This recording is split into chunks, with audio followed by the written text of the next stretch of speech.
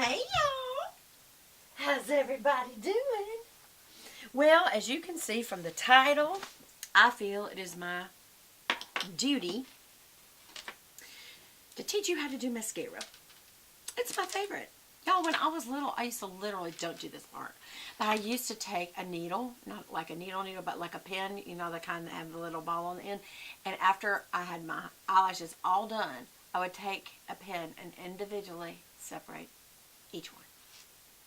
Sick. Gonna put on my mommy's necklace. Look. Isn't it the cutest? The little magnets. Mom gave that to me. Just gotta add it, you know? Just goes. There's Bree. She's starting her rumble. Well, how is everybody? Y'all, please ignore the fact that I have got doggy hairs. I just hugged my babies. Look at my chest. It's full of dog hair. Dog hair, dog hair. Okay. How's everybody doing? Have you got your cup of coffee? Hey, I want to do something together. I've been reading up on caffeine. I'm not so sure we should be drinking it, y'all. Or at least let's lessen it, okay? They're now linking it to type 2 diabetes. It's not new. It's just they're really starting to come out and admit it. Because imagine the implications. If you rarely drink soda or coffee or tea that has caffeine, it's not an issue. I drink coffee every day. I am starting to try to drink other things, but this is decaf. Now, in the Keurig cups, my favorite decaf is Krispy Kreme decaf. It's white and green. I've showed it to y'all before. Why? Because it just tastes, it's got a nice rich flavor, and it's mild and light, so you don't have to have a lot of extra creamer and sugar. Here's the other thing. I use Sweet and Low, which has been disproven that it caused cancer in animal test. I think it was back in the 50s, and they've come back out and said, no, it didn't. They gave it like 10,000 shots of it or something like that, which would give cancer to anything if you did that. But anyway, what else was it? Oh, the creamers having so much, I think it was trans fat, because I use a sugar-free creamer, and it's still very, very sweet. And here's the thing. Now they're even saying that the sensation of sweetness on the tip of your tongue, know how we all learned all that in school, that it is that sensation that tells insulin to start working, and that's where you get the resistance from, because there is no real sugar, and you're overproducing the insulin. So what happens? It quits producing so much. So, or either the body doesn't absorb it as much. I'm not a doctor or scientist. I've just been reading. It just made me want to cool it on caffeine. I already try somewhat. Oh, there's a big old hair. I'm getting out my little black makeup towel and putting it down in front of me. Okay, so let's get to it. Couple of things that I would say about, first of all, I need a candle. Y'all do remember me getting this candle from Candlefish? I made it. Well, I made one like it. They let yours replace the one that you take. And this one is candle number 91. And it's 9 ounce. Fragrance number 91. Oh my gosh, it smells so good. Okay, I don't remember. It's Candlefish is at 675 Ponce de Leon, Atlanta, Georgia 30308. And where it is inside. It's called the library at Candlefish. It's really cute. You can go there. What we did is we made candles. But the candles that you make, you leave, and then they give you, like if you book a group like we did, all our admins came, then you get a free one to take home, or was it 2? Anyway, I fell in love with this. It's got tubal rose as the stronger, gardenia.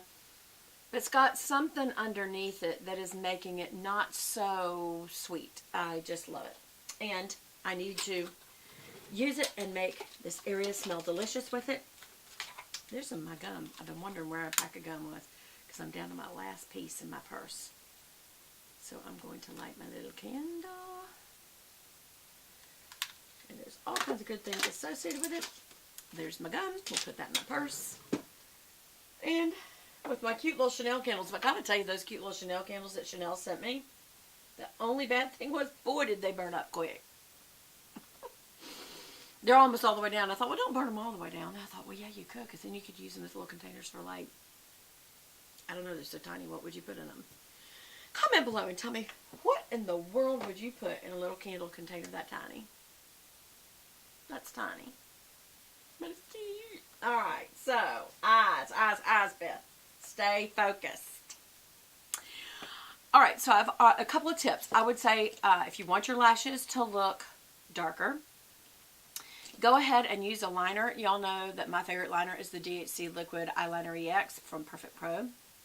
DHC, I'm sorry, is the brand name. Perfect Pro is the line within it, and this is the Liquid Liner EX. And it is the tiniest brush. It's not a felt tip. It is a brush, but that brush is so tiny. You can make a little tiny line, or you can press it down a little harder, or do more than one line and make it a big fat cat eye. It's just a subtle, whatever you want to do. So that's one thing I would say you should do if you want a darker look. The other thing is to use a black liner on the inside of your lower lash line. A lot of people like to use white because they think it makes you look younger. I don't know that I even agree with that. But this is the Tartist, and on one end it's got a liner. I'll show you.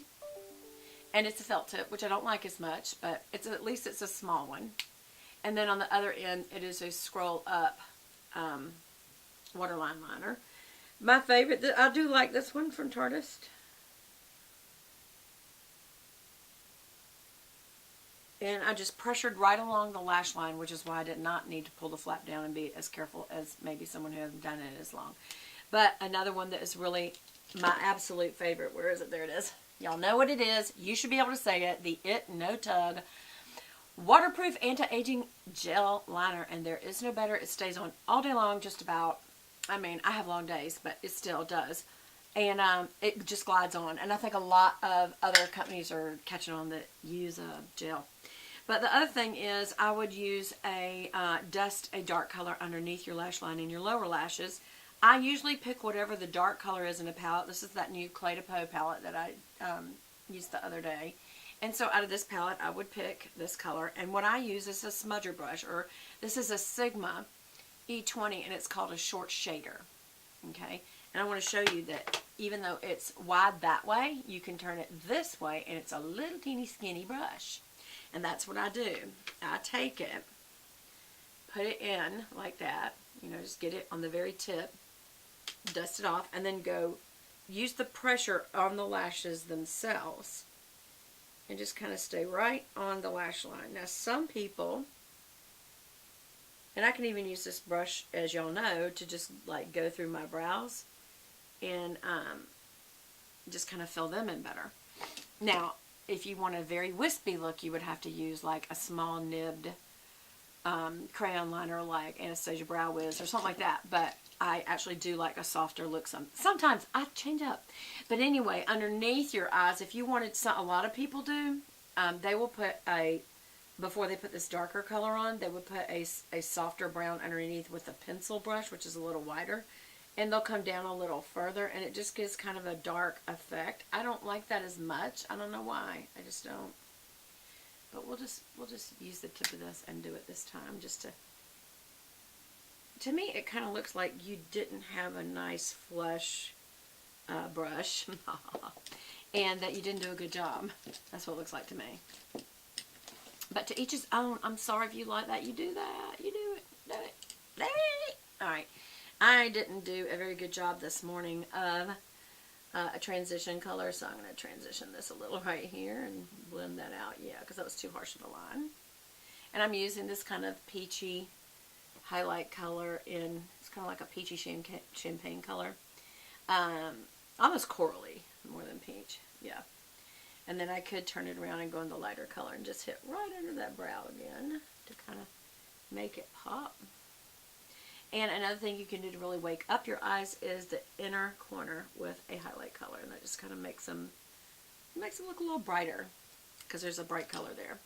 Okay, so all that being said, that's all some things you can do. But if you just want to put your eyeliner on, mascara on, I've got two of my current favorites. One is Voluminous Lash Paradise. I only use waterproof, by the way. This is made by L'Oreal. Really like the brush. It's a spoolie brush. You'll see the difference in that and this. which is the Rocket Volume Express by Maybelline, and it is more of a comb brush. Both of these are waterproof. Two things you can do. You can either, when you're sitting, you know that when you're sitting, your legs are together. And in between your legs, it's nice and warm. So I sit them in there just to take the cool of the room off and to warm the, I cannot think of what you call that. It is not called a cannon.